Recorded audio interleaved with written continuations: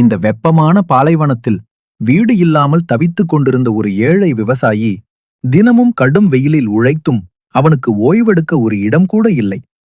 தனிமையும் கஷ்டமும் அவனை சுற்றி இருந்தது. அந்த நேரத்தில் ஒரு சிறிய வெள்ளை புறா அவனை கவனித்தது.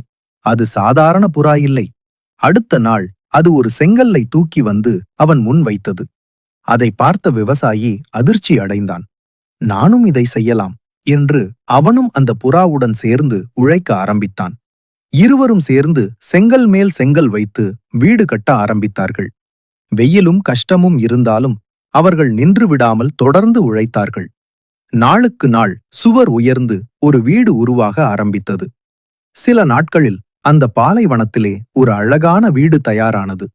அதை பார்த்த விவசாயியின் முகத்தில் ஒரு பெரிய சந்தோஷம் மலர்ந்தது. அவன் கண்களில் கண்ணீர் வழிந்தது. அந்த புறாவை பாசமாகத் தொட்டு நன்றி கூறினான். உதவி செய்ய பெரியவனாக வேண்டியதில்லை. மனசு இருந்தால் போதும்.